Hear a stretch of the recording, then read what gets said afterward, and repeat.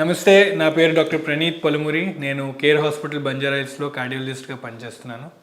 కామన్గా అడిగే heart related క్వశ్చన్స్లో answer చేయడానికి ట్రై చేద్దాము. పేషెంట్ సాధారణంగా అడిగే క్వశ్చన్, బ్లాకేజెస్ ఉన్నప్పుడు స్టెంట్ చేయాలా, అవసరం ఉందా లేదా, ఎంత పర్సంటేజ్ బ్లాకేజ్ ఉంటే స్టెంట్ చేయాలా లేదా సర్జరీ చేయాలా, ఏది బెటర్ అనేవి సాధారణంగా ఉండే క్వశ్చన్స్ లేదా సెకండ్ ఒపీనియన్ కోసం వస్తూ ఉంటారు.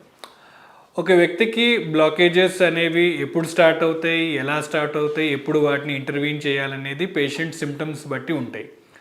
మామూలుగా బ్లాకేజెస్ ఏజ్తో పాటు అందరికీ వస్తూనే ఉంటాయి. అండ్ చాలా బ్లాకేజెస్ పేషెంట్కి ఇబ్బంది పెట్టకపోవచ్చు. కొన్ని బ్లాకేజెస్ పేషెంట్కి ఇబ్బంది పెట్టే అవకాశం ఉంటుంది.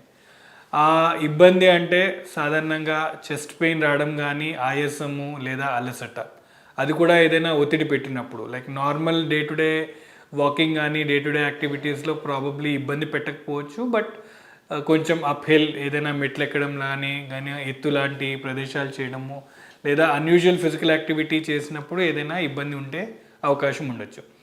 సో పేషెంట్కి ఏదైనా ఇబ్బంది ఉంటే ఆ బ్లాకేజ్ని ఇంటర్వ్యూన్ చేయాల్సిన అవసరం ఉంది. ఒకవేళ ఆ బ్లాకేజ్ ఇబ్బంది పెట్టకపోతే ఆ బ్లాకేజ్ని ఇంటర్వ్యూన్ చేయాల్సిన అవసరం లేదు. ప్రతి బ్లాకేజ్కి స్టెంట్ చేయాల్సిన అవసరం లేదు. సాధారణంగా ఫస్ట్ టైం బ్లాకేజెస్ ఒకవేళ పేషెంట్కి ఇబ్బంది పెట్టినప్పుడు మందులతోటి దాన్ని ట్రై చేయాల్సిన అవసరం ఉంటుంది. మందుల్లో కొన్ని ఇబ్బంది పెట్టకుండా ఉండే మందులు స్టార్ట్ చేస్తాము. మందులతో సాధారణంగా 70-80% ఆఫ్ పేషెంట్స్కి ప్రాబ్లం క్లియర్ అయిపోయే అవకాశం ఉంటుంది. మందులు వాడుతున్నా కూడా ఆ ఇబ్బంది తగ్గట్లేదు అన్నప్పుడు ఆ ప్రాబ్లమ్ని ఐడెంటిఫై చేయడానికి కోసం యాంజియోగ్రామ్ చేయడం జరుగుతుంది. బ్లాకేజ్ ఉందా లేదా ఐడెంటిఫై చేసి ఈక్వల్లీ ఆ సివియారిటీ ఎంతగా ఉంది అనేది డిఫైన్ చేయడం జరుగుతుంది. అండ్ ఒకవేళ బ్లాకేజ్ సివియర్గా అంటే 70% ఆర్ అబవ్ బ్లాకేజ్ ఉన్నప్పుడు ఆ బ్లాకేజ్ వల్ల పేషెంట్కి ఇబ్బంది పెడుతుంది అని నిర్ధారణ అయిన తర్వాత ఆ బ్లాకేజ్ని ట్రీట్ చేయడానికి కోసం ప్లాన్ చేయడం జరుగుతుంది. బ్లాకేజ్ ఎంత సివియర్గా ఉంది అండ్ సివియర్గా మల్టిపుల్ లొకేషన్స్లో ఉందా లేదా ఒకటే చోట ఉందా, రెండోది క్రిటికల్ లొకేషన్స్లో ఏమైనా ఉందా, అంటే ఒక బ్రాంచ్ పాయింట్లో కానీ లేదైనా ఇంకేదైనా కాంప్లెక్సిటీ బట్టి ట్రీట్మెంట్ అనేది డిసైడ్ చేయడం జరుగుతుంది.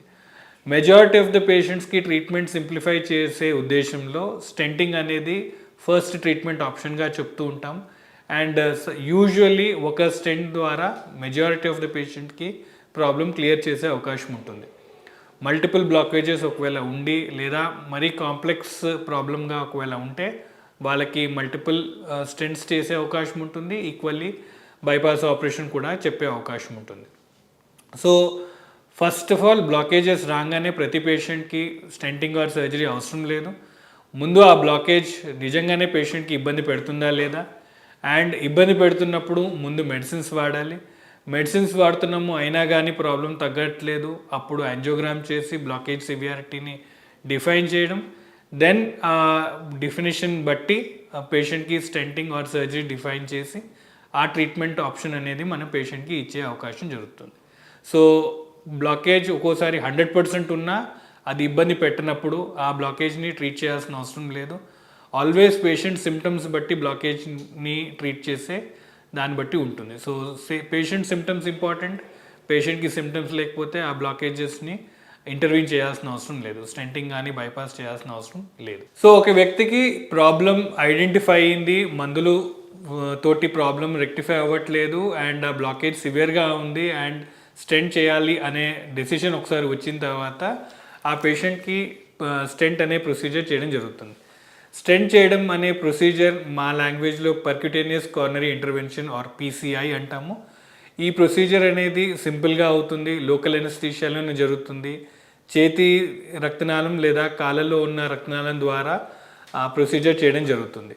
లోకల్ ఎనస్థీషియా పద్ధతి చేయడం ద్వారా పేషెంట్కి ఎనస్థీషియా లేదు, పేషెంట్ కాన్షియస్గానే ఉంటారు. ప్రొసీజర్ అవుతున్నంతసేపు డాక్టర్ తోటి ఇంటరాక్ట్ అవ్వచ్చు అండ్ ఎటువంటి డిస్కంఫర్ట్ లేకుండా ప్రొసీజర్ సింపుల్గా జరుగుతుంది. స్టెంట్స్ అనేవి ఈ మధ్య దొరికే స్టెంట్స్ అనేవి అన్నీ డ్రగ్ కోటెడ్ స్టెంట్సే ఉంటున్నాయి. వేరే వేరే కంపెనీ ఇండియాలోనూ తయారవుతున్నాయి, అలాగే ఫారెన్లో కూడా తయారయ్యే స్టెంట్స్ ఏదైనా మనం వాడే అవకాశం ఉంది. అండ్ స్టెంట్స్ మోరలెస్ ఏదైనా యూజ్ చేయొచ్చు. ఏ స్టెంట్ వాడాలి అనేది సాధారణంగా ఉండే క్వశ్చన్. స్టెంట్స్లో ముఖ్యంగా మనం చూసేవి డ్రగ్ కోటెడ్ స్టెంట్సా లేకపోతే బేర్ మెటల్ స్టెంట్సా అనేది మనం గమనించాల్సిన అవసరం ఉంది. ఈ మధ్యకాలంలో హార్ట్లో వాడే స్టెంట్స్ ఏవి డ్రగ్ కోటెడ్ స్టెంట్సే వాడుతున్నాము, బేర్ మెటల్ స్టెంట్స్ వాడటం లేదు. అండ్ ఆ డ్రగ్స్లో వేరే వేరే మార్పులు చేర్పుల ద్వారా కొంచెం జనరేషన్స్ మారుతున్నాయి. ఎలా అయితే ఫోన్స్లో కూడా మనము ప్రతి సంవత్సరం చిన్న చిన్న మార్పులతో జనరేషన్స్ ఎలా అయితే మారుతున్నాయో, అదేవిధంగా స్టెంట్స్ తయారీలో కూడా చిన్న చిన్న మార్పులతో కొన్ని టెక్నిక్స్ చేంజ్ అవడం ద్వారా, కొంచెం అడిషనల్ టెక్నాలజీ వాడడం ద్వారా చిన్న చిన్న మార్పులు చేర్పులు ఉంటున్నాయి. బట్ పెద్దగా చూస్తే ఏ స్టెంట్ వాడినా కూడా దాంతో ఉండే మేజర్ డిఫరెన్స్ ఏదైతే ఉందో అది పెద్దగా మార్పు ఏం లేదు. సాధారణంగా డాక్టర్ గారు కరెంట్గా ఏదైతే అవైలబుల్ స్టెంట్స్ ఉంటాయో అవే పేషెంట్కి వాడడం జరుగుతుంది. స్టెంట్ ఒక ఫారెన్ మెటీరియల్ కాబట్టి స్టెంట్ వేసుకున్న పేషెంట్ తీసుకోవాల్సిన జాగ్రత్తలు చాలా ఇంపార్టెంట్. యూజువల్లీ ఒక స్టెంట్ ఫారెన్ మెటీరియల్ కాబట్టి బాడీ ఫారెన్ మెటీరియల్స్ని యాక్సెప్ట్ చేయదు.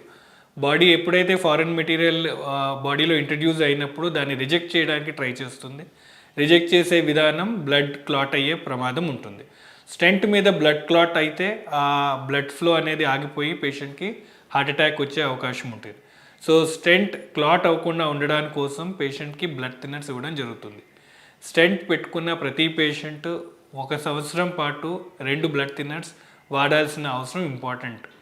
బ్లడ్ థిన్నర్ వాడకపోతే స్టెంట్ క్లాట్ అవుతుంది, అండ్ స్టెంట్ క్లాట్ అయిపోతే మళ్ళీ హార్ట్ అటాక్ వచ్చే ప్రమాదం ఉంది.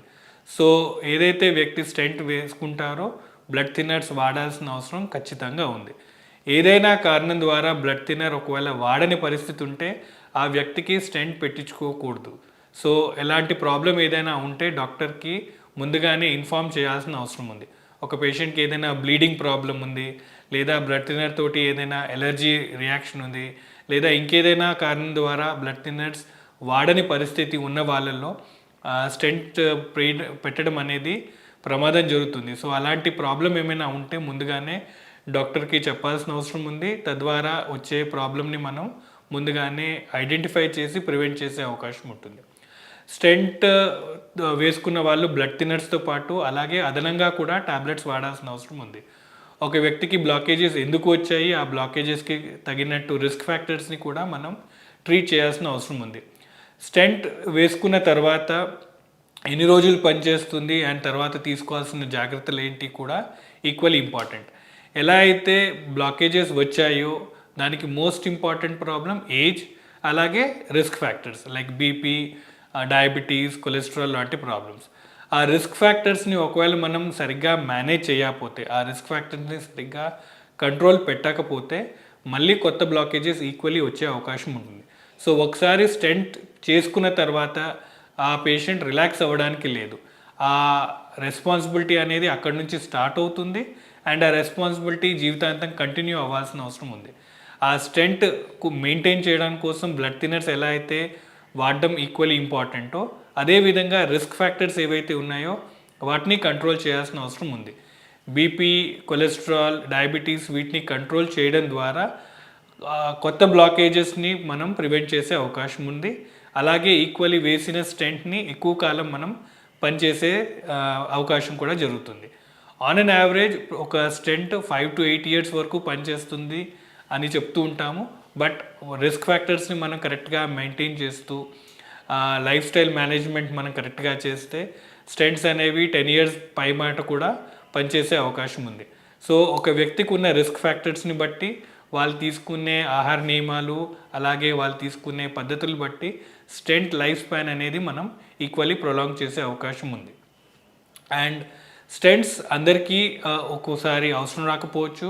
మల్టిపుల్ బ్లాకేజెస్ ఒకవేళ ఉంటే వాళ్ళకి కొన్నిసార్లు బైపాస్ ఆపరేషన్ కూడా చేయడానికి మనం సజెషన్ చేయడం జరుగుతుంది.